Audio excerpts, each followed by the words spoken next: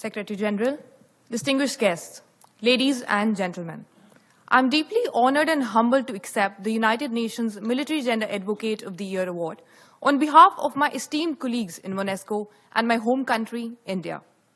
Serving as the engagement platoon commander in MONUSCO has been a privilege beyond measures. This award is special to me as it recognizes the hard work put in by all the peacekeepers working in MONUSCO's challenging environment. The engagement teams serve as a face of our contingent within the community, tirelessly striving to reach out to every segment of the DRC population. We had the opportunity to engage with the communities on topics ranging from women health and education to childcare, gender equality, women employment, and combating the sexual violence in conflict, along with interactions on various skill development programs to foster the self-reliance. A gender perspective in the UN peacekeeping is essential for an effective, inclusive, and a sustainable peace process. Women and girls are disproportionately affected in the conflict, facing increased risk and abuse. The need of the hour is to mainstream the women in nation building, particularly in sectors of security and governance. We as peacekeepers should continue to address the needs of all those affected in the conflict and act as a role models for the society to implement a gender-sensitive approach for a lasting peace.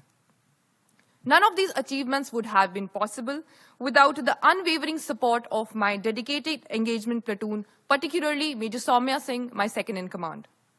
I'm also deeply grateful for the guidance and encouragement of my contingent, the cooperation of all the mission stakeholders, as well as the steadfast support of my parents. I extend my heartfelt gratitude to MONUSCO for appointing Captain Cecilia Arzua, the recipient of the United Nations Military Gender Advocate Award in 2022, as a gender advisor and mentor for the engagement platoons in MONUSCO. Her vast experience enriched our contribution. I encourage the United Nations and the member states to tap into the rich network this award has created. And I also hope to see one day a peacekeeper of another gender being awarded this prestigious award. Gender-sensitive peacekeeping is everyone's business, not just us, the women.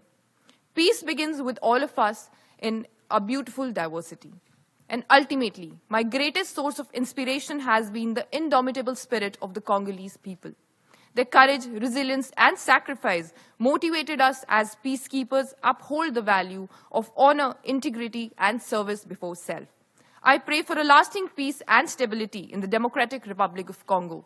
Long live the United Nations. Thank you.